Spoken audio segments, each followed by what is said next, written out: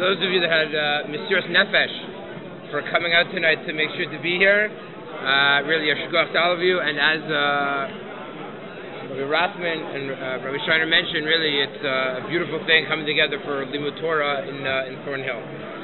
What I want to do is tonight, in Mirz Hashem, I want to examine with all of you a very well-known Gemara that I'm sure some of you have heard at least parts of it, maybe all of it before. I want to read it with you. I want you to come up with some very basic questions that seem very perplexing when you really take your time and think about it. And then perhaps through going to a couple of sources, we can arrive at a very dramatic way of understanding a Gemara that perhaps will inspire us and provide us an insight to a Gemara, and we'll think totally different about things that in the past may have been taken for granted. Let's begin. The first source is a very famous Gemara in Shabbos. Again, I'm sure many of you have heard this before. And this is the title of tonight. Is Har Sinai used to swat or to swaddle the Jewish people? Let's take a look at source number one. The Gemara, the Chumash says, V'yitetzvu b'tachtit ahar. Amar Ravidmai Barchama Barchasa. Melamed shekafa HaKadosh Baruch Hu Aleihem es hahar kegigis. A very famous statement. This teaches us that what? What does it mean if you have to translate this into English? How would you translate kafa HaKadosh Baruch Hu Aleihem har kegigis? What does that mean to you? Word by word. What is kafa? What? To hit from the Hebrew word av? Kafa. What else might it mean? How can it be the force? What's the Hebrew word? Kifiyah datit, right? It's a force. What else could it... What was that? It's the same word probably, no? No. What else might it mean? What else could it mean? Also, it's in the Gemara also. It's like the force like a... You gotta speak loud, there's a lot of competition. I'm saying it's at the beginning of a... What? How else? I'll give you an example. What do you wear on your head? A kippah. Right? So kippah, no, it could also be the same word. So very different, no? Kippah and a hand are the same, right? You see that word. What are a cuff? Right? So it's a spoon, a hand, a kippah. Okay, so that's the image. Now here's the key word. God, Kafa HaKadosh Baruch Hu Aleihem es hahar. What is the mountain? Har Sinai. Now here's the word. What is ke? Is like a gigit. What is a gigit? What? It's a basin. How'd you know that? It's Hebrew. Okay, God is probably not the same word. Oh, like a gigit. A gigit in modern Hebrew is like a basin. What else in modern Hebrew will you sometimes have the word tikkun, which by the way is probably the exact same word, but you'll hear it in a context? Anybody know Israelis? Who lives in Israel, serves in the army? What? A bucket. They'll use it as a bucket, as a barrel. A barrel. They use it as a barrel. So this is very different. So now, what do you mean God took Har Sinai as a barrel? What? Like, what does that mean exactly? What's it? What? Donkey. I like that. Right? Take the barrel, throw it over them. Very strange. Very strange. V'amar lahem, and God said to them, Imatem mikablim haTorah mutav. If you what? Mikablim. If you accept the Torah, what is mutav? Mutav is good, tov, shkoyach. Being love, if not, then what? Sham tehei kvuratchem. What is sham? There shall be your burial. Now, what is the sham probably referring to? Har Sinai, right? So what is here's what God is saying. God is saying, you don't accept the Torah, I'm going to swat you like a fly, and I'm going to crush you. No, isn't that what it appears the Gemara is saying? This was not my cut from before. It had ginger ale in it. That's okay. Amar Rav Bar Yaakov. We're all Jews. We're all brothers. It's like you share your brother's cup, you share the water cup. No problem. Mikan. From here, Moda Rabba Lo Raita. So this is a strange phrase. What does this phrase mean? Okay, what does Mikan Moda Rabba Lo Raita? What does that mean? Forget what you might have think it means. What do you think it means here? Mikan, what's Mikan? From here, Moda this is a complicated Gemara term. What's a Moda? What a Moda is? Let's see what a Moda is halachically.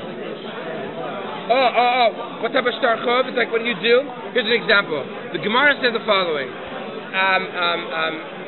Yaakov wants to buy my field, and he uses tremendous pressure. He wants me to buy my field. I don't want to sell my field, but I'm really scared of him because he's a scary guy, and he puts on very scary tactics, so I'm terrified. So what do? I run to Beis Din the day before. I think he's going to pressure me, and I say, guys, Jul, you want to do me a favor? Sign this document that I really don't want to sell my field forever. There's this psycho who puts on this, he's a salesman, is going to put on this terrible pressure on me. He's going to force me. I don't want to do it. I.e., if someone were to show up with a bill of sale, you guys are going to testify right now that the bill of sale that might be signed tomorrow or next week will be void. Okay? Understand what it'll be? So this is what Rav Bar Yaakov says. Moda Rabba Lo Raita means, what are we able to do?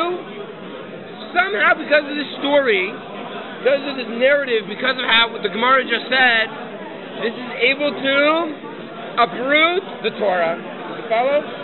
Just like this free signature and Beis Din by witnesses is able to uproot a sale that might take place tomorrow or next week that I don't really want to do. So I have witnesses that say I don't want to sell it. Says the Gemara, what it seems to imply is, this is basically saying that the Torah can be uprooted. Huh? What's going on here? What does the fact that just because God has a mountaintop become Modara? What's going on here? Very strange. And then Rava goes on, which we're all familiar with. This is part of Purim Torah that you hear regularly, right? Shavuos Torah a little bit, but for sure Purim here by Purim. Amar Rava, Av Alpigan, even though perhaps it's a mekach ta'us, it's a mistake that we accepted the Torah, that we can nullify it. Don't worry. Hador kiblua b'yemei Achashverosh. We accepted it in the times of Achashverosh, as it says, Yichsiv, Kimu v'kiblu ha-Yehudim. The Jewish people accepted Kimu. They were Mekayim. They established what they already accepted earlier. I.e., what did they accept earlier? They accepted the Torah earlier. What is going on in this Gemara? Very strange. I'll tell you what else is strange. If you wanted to tell me that the Jewish people re-accepted the Torah during the times of Achashverosh, would you have quoted a pasuk? Would you have said B'mei Achashverosh? What should you have said? Not Achashverosh, but who? Mordechai and Esther. Well, why does he say specifically Achashverosh? What really is a gigit? What in the world is this Gemara saying? Very strange. I think in order to understand this Gemara, let's put it aside, there's two key things that will totally change this entire understanding. One, if the Gemara wanted to say that Har Sinai was going to be used to crush the Jewish people, I would like to argue it should not have used the word Sham. What word should it have used? Po! This is a fundamental question. Why does the Gemara say Sham tehei kavaratchem? Should Po tehei kavaratchem? No. If I'm holding Har Sinai over you, and I say, accept the Torah, great. If not, that's where you're going to say, here's where you're going to die. What's Sham? What do you mean, what's Sham? Gentlemen, there's a very famous Sham in the Torah. Very famous Sham. You know where that Sham is? Take a look, please, at source 3, 4, and 5. It's a Sham where the people did die. I believe this is the key to understand this Midrash. You got to know Chumash. Let's take a look at source 3. What are the stages of traveling? Vayisu mirfidim vayachanu mibar Sinai. They go from Refidim to Sinai. What happens in Refidim, gentlemen? What famous battle takes place in Refidim? Amalek. Amalek takes place in Refidim. What happens after they battle in Refidim? They arrive at Midbar Sinai. What's going to happen at Midbar Sinai? Not a trick question. That's a place called Matan Torah. Now they actually hang out a long time in Har Sinai, right? Right? That's why this is Parshas Bamidbar. Then Balotcha, they hang out Har Sinai. How long are they hanging out Har Sinai for? Oh, a year, right? They're in Har Sinai for a very long time. It's a very long Shabbaton, right? Next pasuk. Where do they go from Midbar Sinai? Vayisim Bar Sinai, Vayachanu, Bekivrot Hatava. What happens in Kivrot HaTa'ava? Let's take a look. But before we can understand what happens with Ta'avra, when Bnei Yisrael leave Har Sinai, do they leave, is the leaving of Har Sinai looked upon by Chazal as positive or negative? Famous Midrash. Leaving Har Sinai is positive or negative? What's the answer? How do they leave? Famous, that your school teachers probably told you, when the recess bell rings, what's the expression? What's the expression when the bell rings? Ketinok ha-boreach mebeit sefer. Remember that? Your teacher never told you that? Tinok ha-boreach mebeit sefer. That is used, the source of that is the Midrash on how Bnei Yisrael leave Har Sinai. A child that leaves school, right? Many of us left New York last week or 2 weeks ago. UFC, right? Right? Tinok ha-boreach mebeit sefer. Right? You don't look back. Some of us perhaps are really going back, right? Look at what should have happened and what did happen. Bnei Yisrael leaving Har Sinai. What should have been the plan? What should have happened? They should have. What's plan A? Go to Israel. They don't. What parsha is the greatest tragedy of Jewish history? Rabbi Soloveitchik has a very famous article on this. What is the greatest tragedy of Jewish history? What's the parsha called? No, not Shalach. It's your question. Worse than Shlach. Shlach already, I believe, is the unraveling already begins. What is the beginning of the end? Where does it all begin? Shlach already is later. What happens before Shlach? What should have happened? They should have taken the Aron Brit Hashem. What should they have done? What was the plan? They should have entered Eretz Yisrael. What's that called? Vayibin So Aron. No? Why is there upside down nuns? What does the Midrash say? It's not the right place. Why is it here? Come on, people. Why is it here? To separate between Puraniut and Parniut. Right? That is source 4. Source 4 says, Vayisu Mahar Hashem Shoyim Bar B'Deshem Nezavachem Latur La Menucha Vanan Hashem Lam Yomam B'Nosam Yinamachaneh. They should have entered the land. Rabbi Soloveitchik says, by the way, this is a beautiful Meshech Chochmah. Meshech Chochmah says that if Moshe would have entered Eretz Yisrael with the Mishkan, it would have brought in Mashiach, there would have been no wars. Should Bnei Yisrael have fought a war? No. What's the purpose of the Aron? What do we say? What shall the enemies do when they see the Aron and Moshe? No wars. They'd run away. Did that happen? Didn't happen. The greatest tragedy in Jewish history is the 11th chapter in Bamidbar. What happens? The entire history changes forever. Source 5. Vayehi ha'am kimit onunim rabos ne Hashem vayishma Hashem vaycharapo vativar b'meish Hashem vatocha b'ksei ha'machanev vayitzach ha'moshe v'yitpol Moshe Hashem d'rafeish v'yikra Hashem makom hahu taveira. Why? Ki bara b'eish Hashem. Bnei Yisrael begin to complain. Exactly what they complain and how they complain, for all intents and purposes, is not relevant. They complain. And what happens with El Safsuf? Hitavu Tava, the Shuvay Tkub in Israel. Who's going to give us meat? Look finally how this ends. Lamed Bet. Vayakam Ha'am. Sorry, let's skip down to Lamed Dalet. Vaykrat Shem Makamahu. Kivrot Hatavra. What does Kivrot mean? What's Kivrot? From death. Kisham Kavru Et Ha'am Hamitavim. It is the only time in the entire Chumash we see this expression. Sham and Am. There, the people get buried.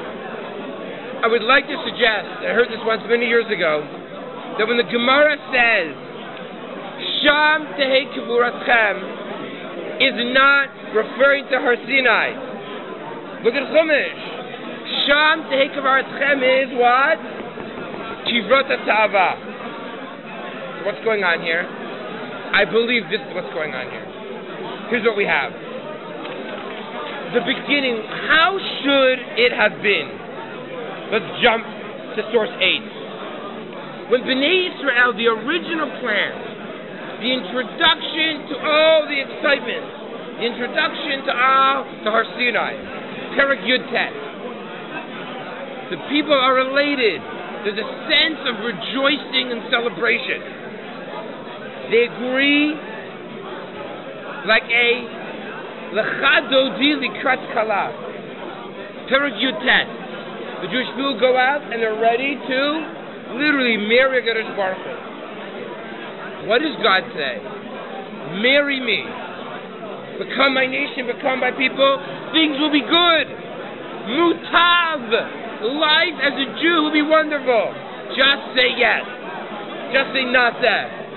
That's the Vinishma was later in Mishpatim, right? Just agree. It appears to be beautiful. Everything appears to be wonderful. And the people stand. This is exactly what happened. Look at source 8, just a few of these phrases.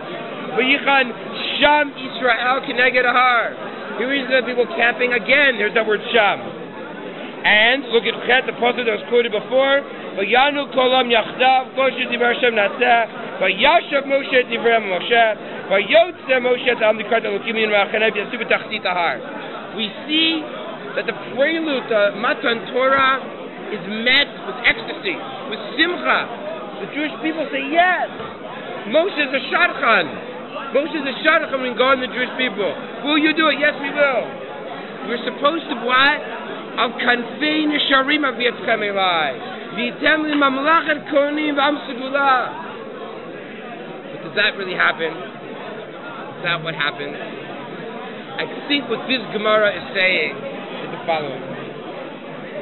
Let's now go back to our Gemara and reevaluate everything one more time with what could have happened, what should have happened, and maybe what will happen.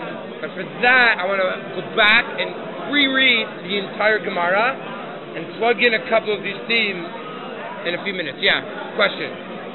Claim that source 5 now is uniquely where Sham appears in Torah, and yet no, Sham by Kever. Sorry, Sham, Kever, that's the only place.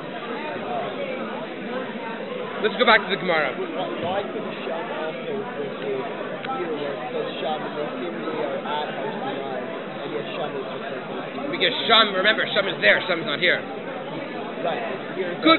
I'll prove it. I think I can prove it. Good question. This is what I would like to argue. It's not me, it's Rashi. What is a gigit? A gigit, look at Rashi, source 2. Rashi says is a kuba. What do you do in a kuba? Shemetilin ba shechar. The barrel. What do you put in the barrel? Beer. Gentlemen, you don't use a barrel that you're going to use for beer to swat and to hit somebody unless you're Donkey Kong. I would like to argue, you know what he's really saying? The Midrash is saying God is putting the people around a barrel. Do you know why? Because He loves them. He wants to protect them. He wants to refine them. He wants to improve them and make them better. Isn't that why you put wheat in a barrel? The barrel, the function of a barrel isn't to destroy. It's to foster. It's to improve. The Midrash is saying, Amar Ravid Mai Barchama, Melamed Shekaf Arashpo Remet Ahar Kigigi. Do you know what that really means? It means that God is taking like a kippah, and He's surrounding the Jewish people in a barrel, like a barrel, with the Jewish people who are inside, not to swat them, but to swaddle them out of love, to hold it close to Him, to protect them, to to love them, to improve them. That is what this, I believe, Rabbi is saying. It makes a lot more sense. What God wants to whack him? What God's like a fly swatter? What's going on here? Okay, so you're going to say, fine, all right, I hear you. How do you explain the rest of the Gemara? Let's continue very slowly. Amar Lam, Imatem mikablim et Torah mutav. If you accept the Torah, things will be good. I believe, what is the mutav? Perek Yud Tet in Shemot.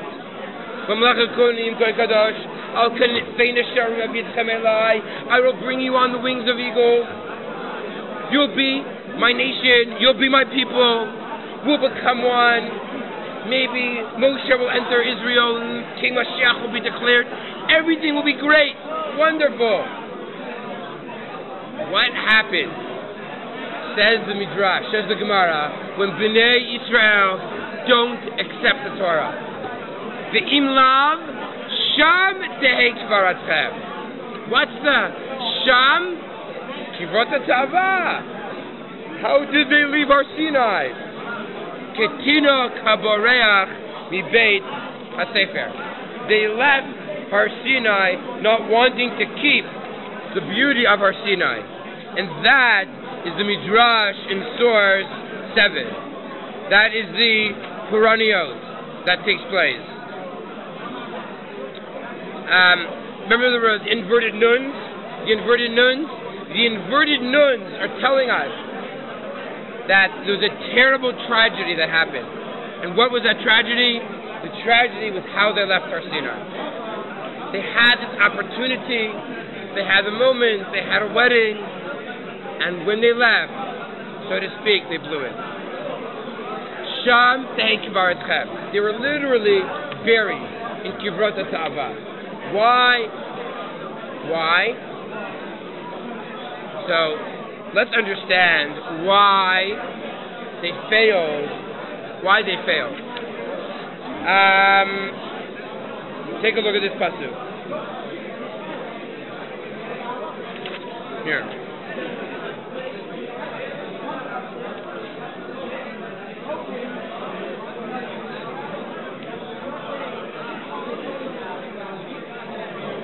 What happened when Bnei Yisrael were in this place?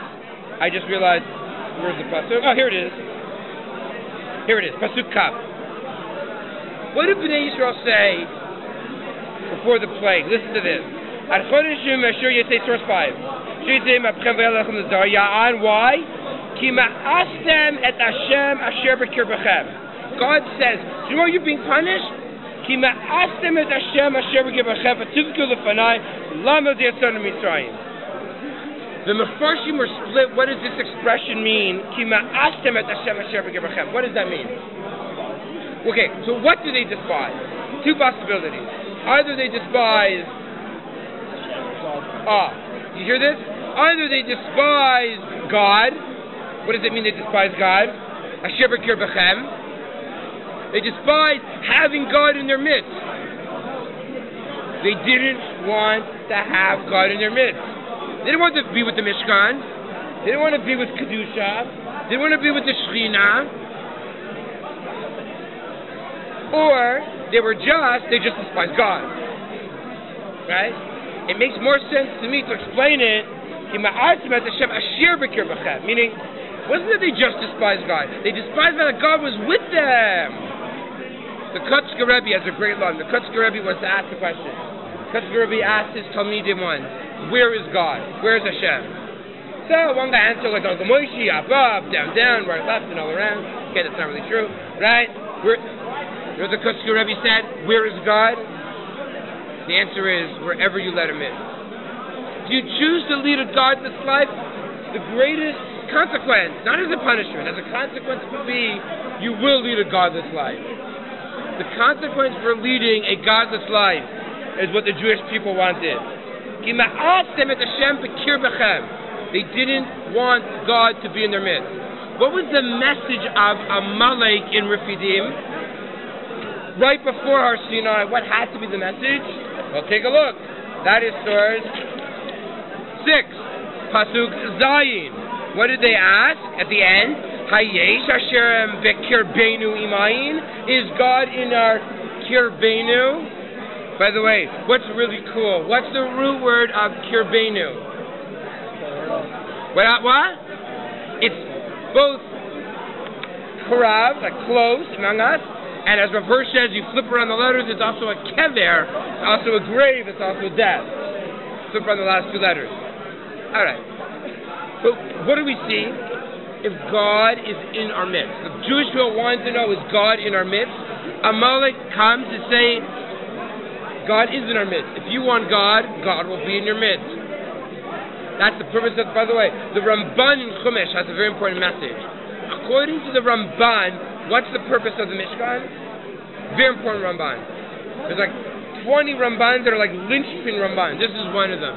The Shita of the Ramban is, why does God need to create a Mishkan? By the way, you know why this is a good question?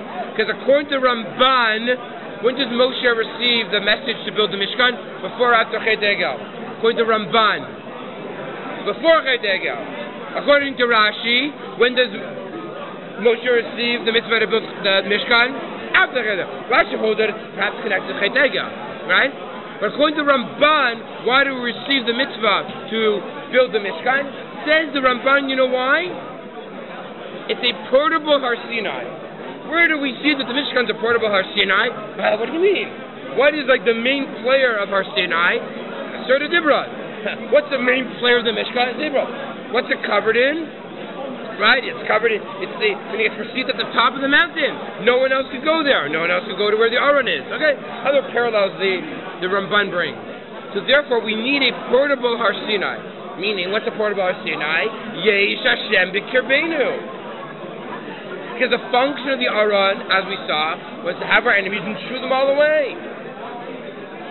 That doesn't happen. Unfortunately, the people reject God b'kirbeinu. But you know what? Let's go back to our Gemara.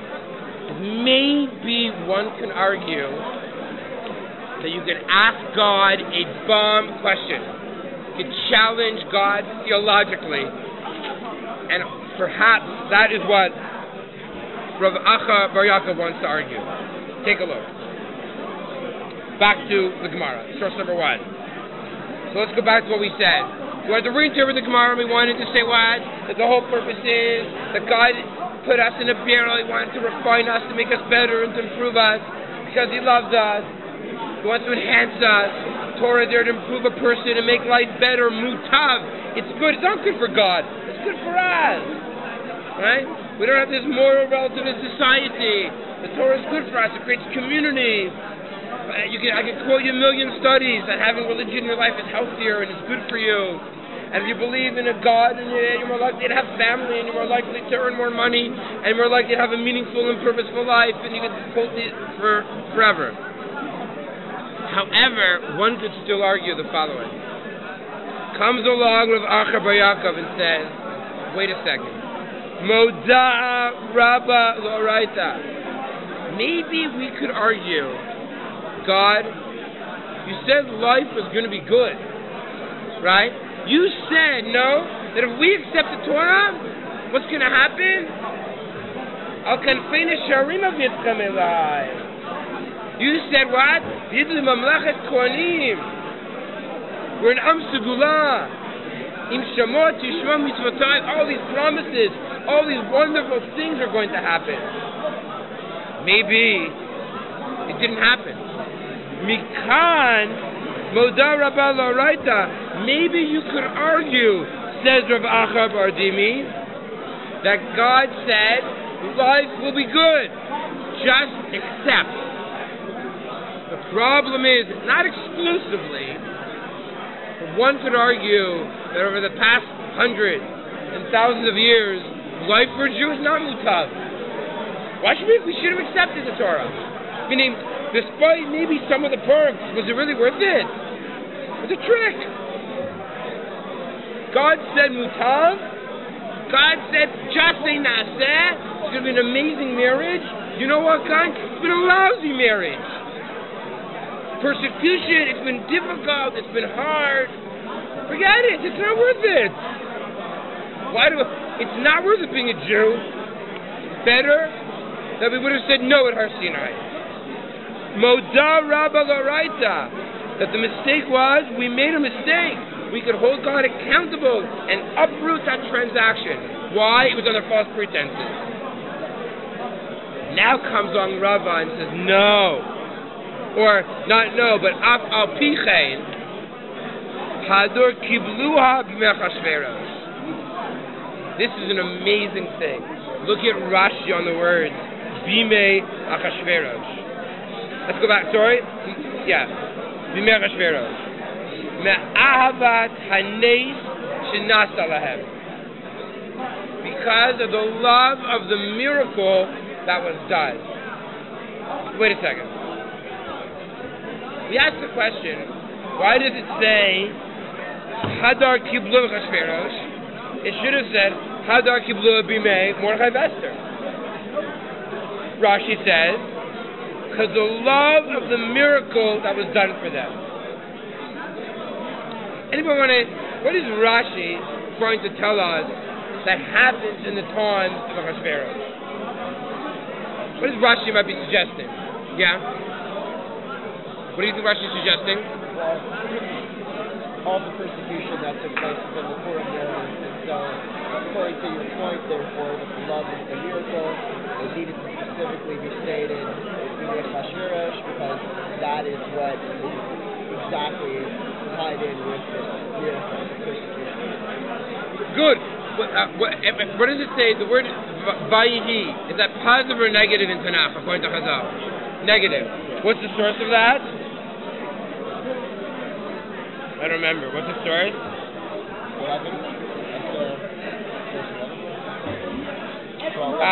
Number 12. Take a look at 12. Thank you. V'chashverosh. Amar Rabbi Levi v'Sema bar Yonasan. Devar zeh b'zor b'yadinu b'shek l'zorah. Kol makom shnemar vayihi eina ela l'shon sa'ar.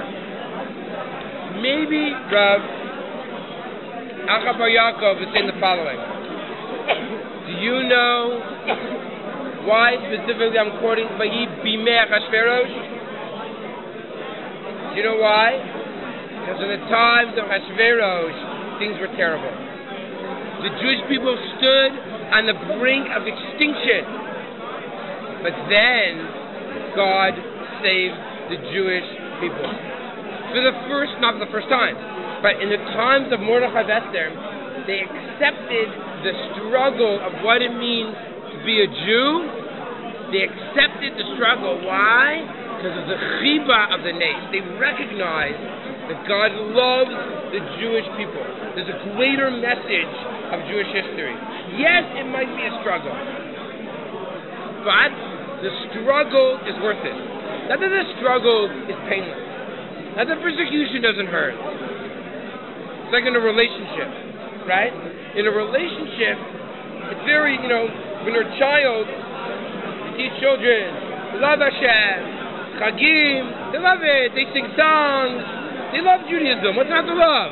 Fridays, what's Friday? For Shabbos? They have grape juice and challah and cookies. For little kids, it's great. For a parent, Friday's crazy. You gotta leave work early, you gotta clean the house, you have to cook, you have to clean, you have to shop, you have to prepare some sugar. Life is different. For a child's view of Judaism, beautiful, right? What's Chagim? What's Yontif? What's Shul? Shul is you go to shul with your father and you get candies and you run around and you come in there. It's amazing. That's not Judaism. Judaism is very difficult. It's expensive. It's a challenge. There's ups and downs, but that's life. There's persecution. And therefore, I believe, what is the Gemara telling us? I believe the chiddush of the Gemara is that when we originally said yes to God, it was under the context of mutab, everything is going to be good always. That everything is going to be good always. And you know what? That's not true. We learned the hard way. But then comes along the times of Mordechai and Esther and Achashverosh, and we accepted it because of the chiba of the name. That we recognize that life is difficult, but we are going to embrace struggle. We're going to embrace the challenges. Yeah, Joel. In a way, guess the challenges wouldn't have existed in the first place if they hadn't accepted the Torah. By the way, you know what's fascinating? The Chazal saw the exact same thing. What's another word for Har Sinai? Har Sinai comes from the word that what? It's okay. Korev, you're right. True, you're right. Go ahead. Korev is charava. That accepting the Jewish people by accepting the Torah, it will be destructive. It's going to be difficult, and it's going to create hatred. Sina klape umatorah. Right? It's difficult accepting the Torah, and it has challenges. That you're right. It's not going to be easy all the time. And to some extent, better not. It's like, don't save me from destruction. Don't even try to destroy me. I'd rather not have anything. But yeah. It only comes to the relief after it was so bad. Okay, so now it's better. But that we never get to that point where you would have to feel the relief. It's beautiful. Right, very good. Meaning, love only comes. We only appreciate it afterwards, after the fact, right? Why did you say originally that it was going to be good?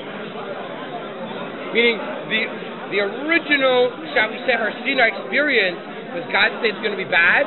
God says, say naseh, you become my nation, you become my people, everything will be great. Right? It's like you're going to have kiddush and herring. Well, obviously we didn't understand what Hashem's definition of Christian. I believe that's exactly what happened. We thought that, you know what it's going to be? It's going to be a straight line up to the top. The stock market is just going to climb to the top, right? That's not reality. It's not life. Life is sometimes about struggle. It's about difficulty. But that comes with a more mature approach to understanding life. I think that's what this Gemara is saying. There's a maturing of the people. Some extent it has to be again outside of Israel, and have to reevaluate who they were and what they were, and have to almost totally have the world shaken and the foundation shaken from them in order to connect again. So this Gemara is not that God's going to swat the people and destroy them. He wants to improve them and make them. And by the way, how do you do that sometimes? He wrote the Tava too, right? Sometimes, right? There has to be consequences to people's actions. Yeah. Not only does the barrel preserve substance, but it also enhances it.